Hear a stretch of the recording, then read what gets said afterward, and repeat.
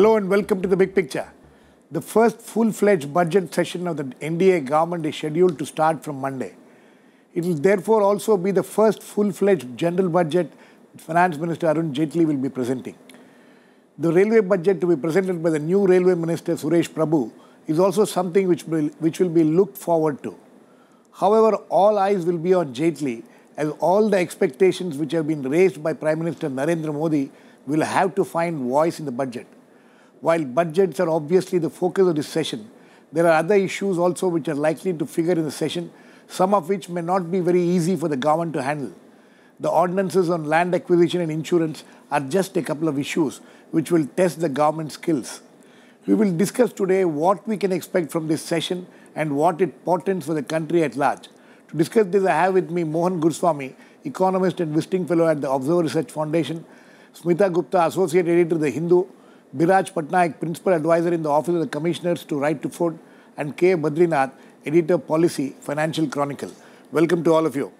Mohan, you think that this will be a defining budget as far as this government is concerned?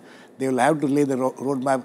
All the expectations will be, will have to come to a fruition in this budget. I don't know if it's going to be the defining budget, but it is, if there's to be a defining budget, it has to be this one. If they can't define themselves now, they have no excuse to fall back on. Last time they could fall back on, there was no time, and they inherited an old budget and an old economy. Now they've inherited a new economy, which they've ramped up growth rate to 6.9% by making it more inclusive. And now they can't complain about bad performance. But they have the track record of the past 8 months, not been very encouraging. 9 months. 9 months, revenues have been below target. Whatever target Jaitley estimated, they're well below that. So there have been massive cuts in programs. Health programs have been cut, education program has been cut, infrastructure programs have been cut. Everything has suffered huge cuts. So, the conditions for an economic slowdown have already been laid only by increasing the more parameters and more numbers. And you can show a GDP growth. But that does not change overall economic condition. If a man weighing 100 pounds has 102 temperature, and you make him 160 pounds, you still have 102 temperature. So this is the situation now. I personally don't think that the government has very many ideas, because by now ideas would have been floating around, been tossed around for discussion. I don't think there's much ideas. There's going to be more in the same direction, and there will be more concessions to placate the industry lobbies. The only lobby which gets heard before budgets are the industry lobbies, CII, FICCI, and as soon as the budget is over, the finance minister goes to these lobbies. You never hear of him going to the Kisan Mahasabha or go to, the Retailers Association. So you see, I don't see much happening. I don't think there's a shortage of intellect and intellectual capital. The government might have a political capital, but I don't think Jaitley has any ideas on You're being very harsh. I'm not being harsh. I'm being very gentle and polite with him because, he has no training on this. I think he's been a lawyer all his life. A lawyer is used to making evidence, good evidence into bad evidence and bad evidence into good evidence. That doesn't work in economic management of a country. You've got to have a vision. Okay, Badri, how do you look at this?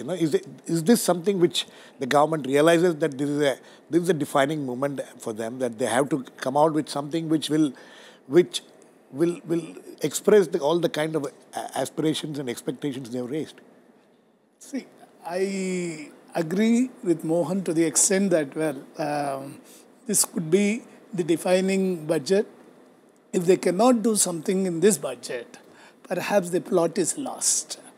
At the same time, the consultation part that Mohan was talking about, this time perhaps the consultations are perhaps the widest in terms of consultations with different stakeholders.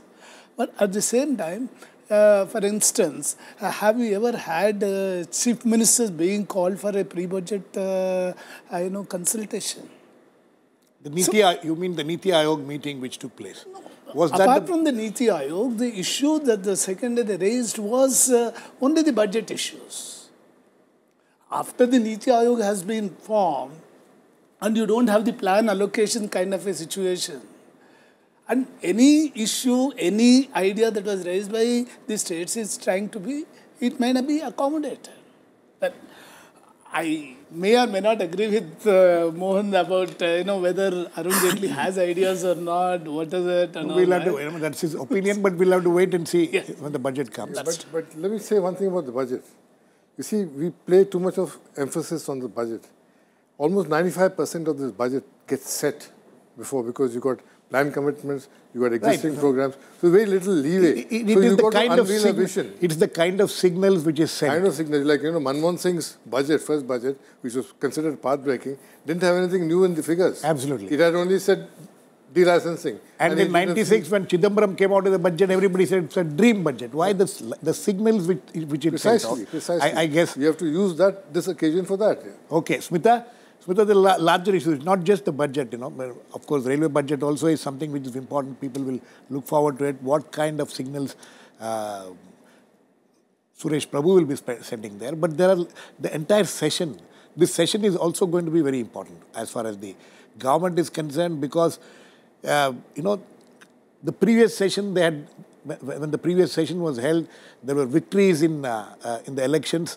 And now they're coming into this session with a huge defeat in Delhi. You think that the impact of Delhi elections will be felt on the budget session?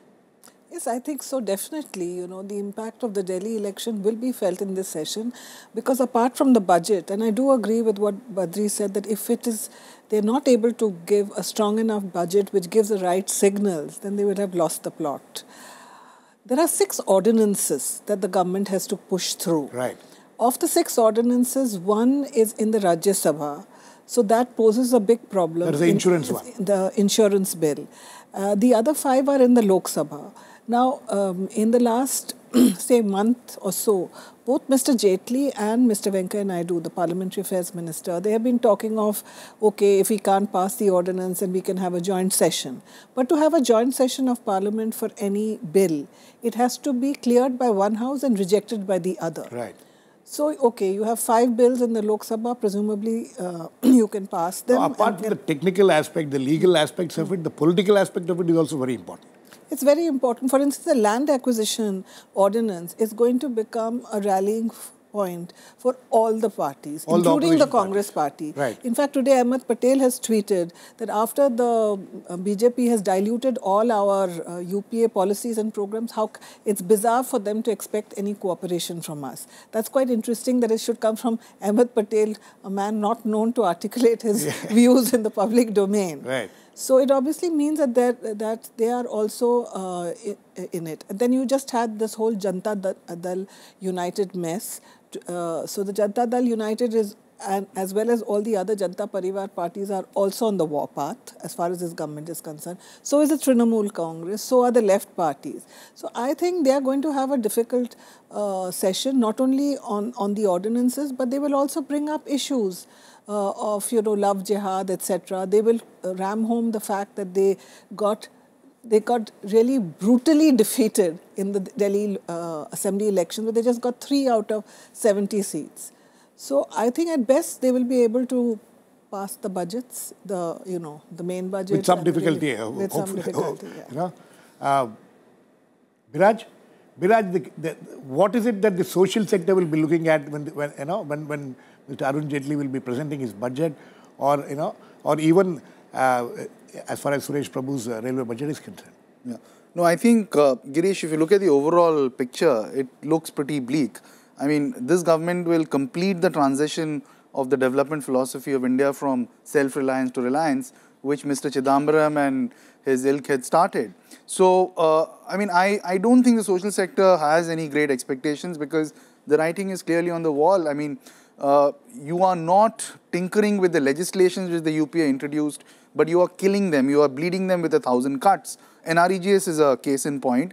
From 283 crore work days that you generated in 2009-10, you were down to 229 last year. This year till December, just 134 crore work days. Only 3% of total households in rural India have got 100 days of employment this year. So that's one example. If you look at the budget for the ICDS, there was a dip from 17,000 700 crores in 13-14 came down to 16,432 crores. Midday meal program, the figures were retained from the past 2 years. So the last 2 years, you've had 13,215 crores allocated to the midday meal program and so on and so forth. Now, either the numbers have been reduced or they have been kept at the same level as before in the interim budget. What that effectively means is that social sector spending has been cut by at least 10 to 15% when you factor in inflation. If there are any further cuts, I don't think there is any hope that we can have, other than the BJP suffering electoral losses at a much larger scale, which would lead to a mid-course correction. So that's one. Second, I think in terms of the revenues foregone, each year we've seen corporate taxes, income tax, excise and so on. It's burgeoning. Now it's almost about $110 billion. It's more in the range of, say, 5.5 lakh crores. I think if this government is serious about reform, they have to think about revenues, because you can't have the kind of tax to GDP ratio that you have in India today and expect, it's not just social sector, but expect that you'll find the money for infrastructure, for Make in India or infrastructure or anything else that they want to do, let alone the NREJs or the PDS. And last, I'd like to say that the most alarming trend that one has seen on this government is its diluting of laws, which Smita referred to. Worst of all, with the National Food Security Act. Now, the government did not allocate enough funds for the National Food Security Act in the last budget. The maternity entitlement program, which is supposed to have started a year and a half back, which is there in the Act, for which 8,000 crores were needed to be allocated for the first year, has seen zero allocation. And now you have a Shanta Kumar committee report, which says that reduce allocations from 67% of families to 40%. So really, in terms of social policy, I think it's been hugely disappointing, and I don't think that we are going to see, we have much reason for optimism. Mohan, do you agree with Biraj that you don't see?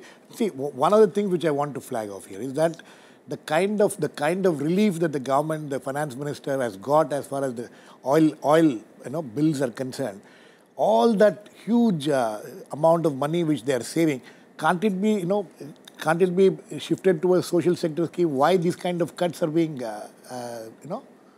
You see, your real problem with the economy is that capital expenditure has been coming down.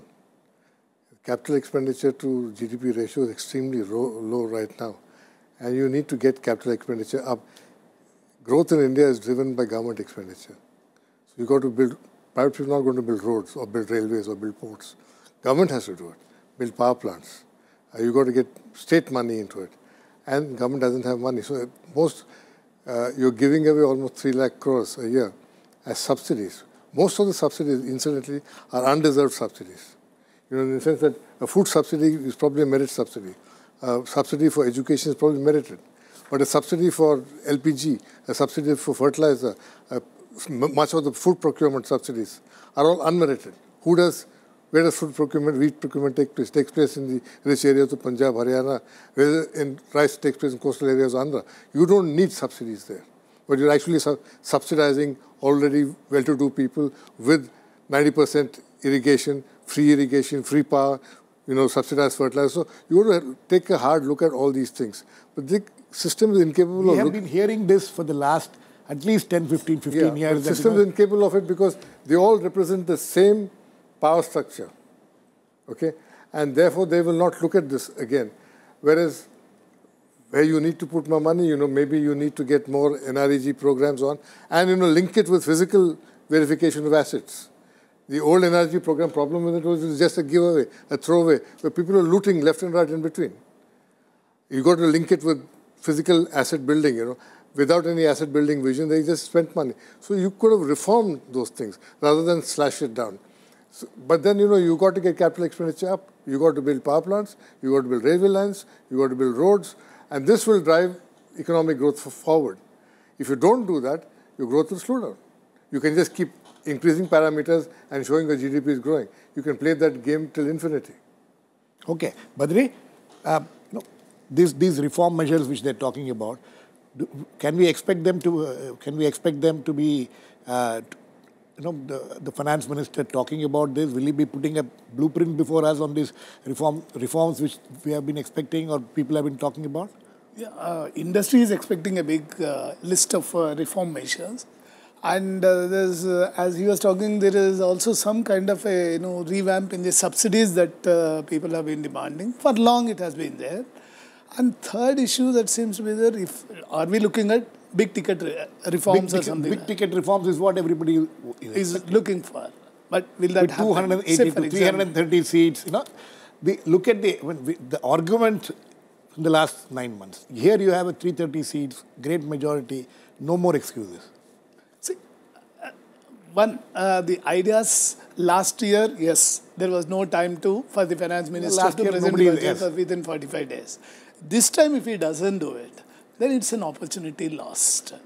And definitely, I guess a big role. Are there in your interactions, are you hearing about these kind of big ticket measures being taken up now, or do you think the other thing is the result of the Delhi election? You think that has applied some brakes on their plans?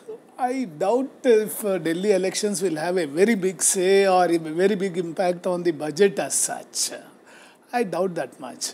But also, as comfortable majority in the lower house, I guess he would put across at least some critical reforms which will be corrective measures for the economy to push towards or reviving the investment cycle, which has been halted in the last 10 years. So I guess that will happen.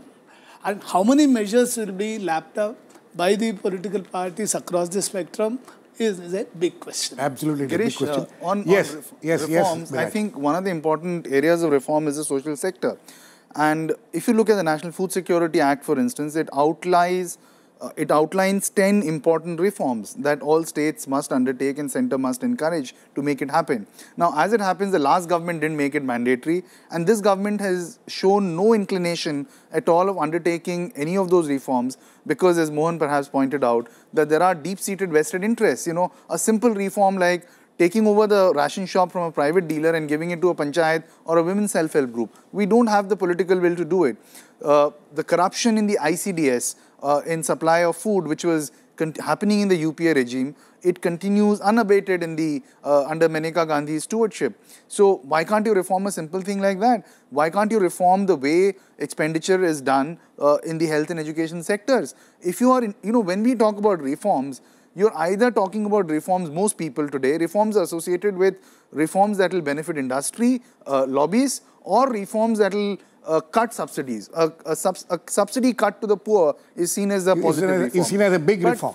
Yeah, but you see, why aren't we talking about revenues foregone and increases in taxes from the corporate sector? Why are we not talking about... Every year this has been talked about, at least in the last 5-6 years. No, I know, but why is the government not doing anything about it?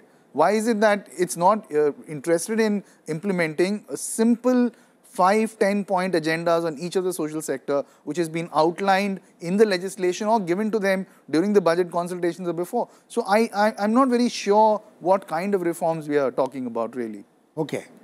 Smita, what kind of reforms you think the government can undertake in the present circumstances? See, as Biraj just pointed out, there is a conflict of interest of various, politically, the BJP or whichever party is in power has to address the interests of various sections. You're talking of interests of various sections. In fact, I was about to come to that. The interests within the Sangh Parivar itself, in the sense that there are a lot of different kinds of interests working there. I'll come to that later. But, even the ones that Biraj just mentioned, or the ones that even Mohan referred to, he was talking about merit-based subsidies and non-merit-based subsidies. Now, these are all people who vote for, the BJP. So they have to balance that. And frankly, I don't know whether Mr. Jaitley, he's a very good lawyer and very good at, articulating his point of view. Giving spin. But actually having an economic vision which can balance all these interests of different sections of society, I don't know whether he has it in him. And frankly, the BJP doesn't have too many people like that. And I don't think Mr. Narendra Modi is the sort of Prime Minister who would get a technocrat into that job. That is number one. Number two, within the Sangh, you have the farmers' wing, you have the Swadeshi Jagran Manch. And the BMS. And the BMS. So these organizations also represent certain interests. And the unions are, the RSS affiliated unions are getting together with the unions of all other political parties. They're on the same platform. Same issues.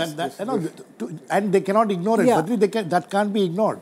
The finance minister, when he's preparing his budget and thinking of all these, he cannot just ignore these organizations like the BMS or the Bharatiya Kisan Sangh or the Swadeshi Jagran Manch. So that balancing act is what is going to be a challenge for him. That will be the biggest challenge for the finance minister, to balance out the demand from organizations like Bharatiya Mazdoor Sangh or the Bharatiya Kisan Sangh on one side, on the other side, meet the expectations of the industry. Absolutely. As to how much I can carry forward, revive the investment cycle. And third point that he was raising, that whether subsidies reform doesn't mean that you need to cut the money for the poor. Wherever it is being wasted, the pilferage needs to be cut through. So this, balancing out these three different parameters is going to be the biggest issue. Mohan? I'd like to go back to what Biraj was saying. Reform of government is your number one priority. You look at, we have 35 and odd million employees outside the railway in government, okay? Out of which 80% are employed by the central and state governments. Actually 89%, 11% employed by local government. So you have, for every 9 people who tell you what to do, you have only one person who can do something for you. Okay? Now this is the problem with government. You look at the wage structure. I've done a long paper on this. And I said, why Swachh Bharat Abhiyan will fail? Because there's nobody to pick up garbage on the street. Yeah. You got lots of guys telling you, pick up the garbage, take it and go, But you got the job of picking up garbage is the government's job. It's not, why are we paying municipal taxes and rates? You can't expect me to go to the garbage dump and dump the garbage there. So, they have to pick it up. They don't have the system to pick it up. Now, you got reform government push people downwards into local government structures. So, your local government structures don't exist. You have wiped them out completely. You've created, you had traditional government, which we inherited through our societies, which we destroyed, saying that, this is all old, casteist and all this stuff. Okay, where's your new system? Today, there is no symbol of government in most of the villages in the country. You go to any village, who's the symbol of government authority? The policeman doesn't come. He's sitting somewhere else. The school teacher is probably the only one, but he has no authority over anybody. Okay? So how do you... Now, the converse took place in China. Reform went along with decentralization. At the beginning of the Deng period, 70% of the wages were paid by the central government. Today, only 30% of the wages are paid by the central government, 70% is picked up by local government. Even industries, say if there was a factory in Kunming and was not making a profit, the local government was told, take this factory, do what you want with it. You sell it, sell the land, do what you want, or you want to rebuild it, build it. But it's your headache, not mine. So they passed away companies, lock, stock and barrel, and got people at the bottom as a part of government to clean it up. So if you go to China, every village has got a semblance of government. Mohan, at least the Prime Minister has been making the right kind of noises. Yes. Cooperative federalism.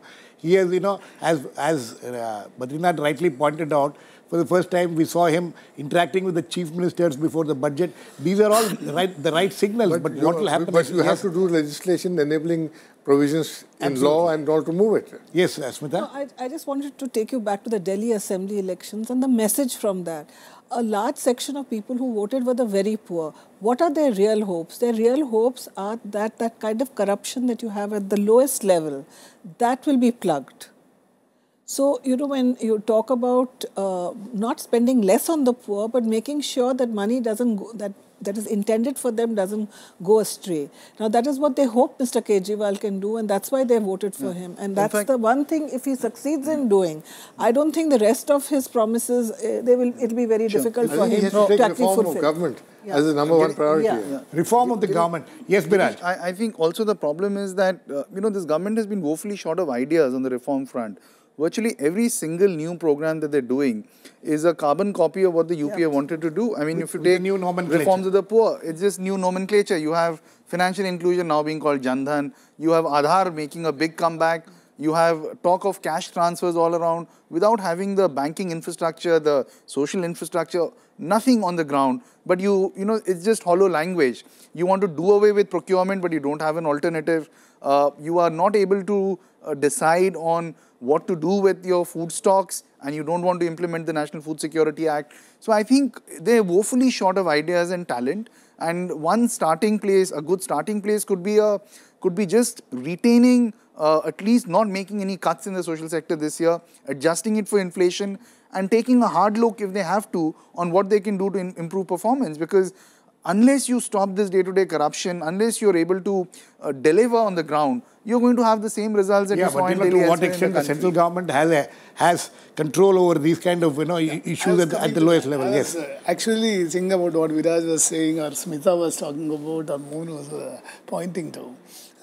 These are the issues. If you are planning a Niti Aayog, or if you are talking about cooperative federalism, or if you say that there should be devolution of power, this is the kind of power that needs to be devolved. I guess the central government, though, has the overall mandate to do it. I guess the implementing authorities would be the states, the districts, and down, the fourth or fifth level of governance that we are talking about. Perhaps but you would agree that the strong signals has to go from here. Yes. And what kind of signals? This is the signal which went from Delhi. People basically said, look, we've lost control of our lives.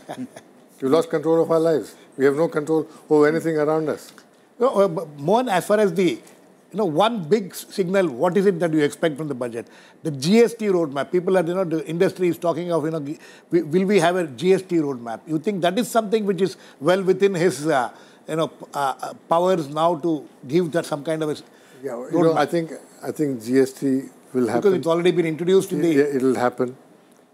It won't make, in the end of the day, it won't make that much of a difference. It's not a seminal change coming over because of GST. Industry has, industry also, they're mainly used to, they come to government for more handouts. They want some interest reduction, some duty reduction. Then they cloak it all in these demands. You bring GST, and then, when the guy, the delegate, because I've sat there, the delegation comes, he talks about all this, then says, sir, how about giving my industry a little concession here? This is what, this whole thing becomes a cloak to get their own individual agenda. You've been there and you've seen it. I think, what you need to do is to do something radical to get us out of the mess. And Modi, part of his promise was that I will do these radical things. Right. Karwa dawa aapko pilaunga main. Absolutely. He didn't do it. And he's not talking about it. See. Right now he's running scared. No, we don't know. We'll have to wait and watch. Let's not prejudge things. Very quickly, last words. Smita, any more hurdles? Add that Mr. Deepak Parekh's statement didn't really inspire too much confidence. Absolutely. But, very quickly, any more hurdles that the government could face in this session? Well, it is basically the ordinances and the fact that the opposition parties will also raise issues relating to the communal situation in the country and social conservative. But the statement of the Prime Minister the other day on this communal situation should come in handy for at least the government. He face a problem with my namesake. Huh? That's his problem. Anyway, we'll wait and see. But Mohan seems to be a little pessimistic. But I think we need to give chance to the finance minister to prove what he has been talking about. We'll wait and watch for how this whole session will go through. Thanks to all my guests, Mohan Guruswamy, Smita Gupta, Badarinath and Biraj Patnaik. Please keep watching. We'll come back with another edition of The Big Picture, same time on Monday. Meanwhile, have a great weekend.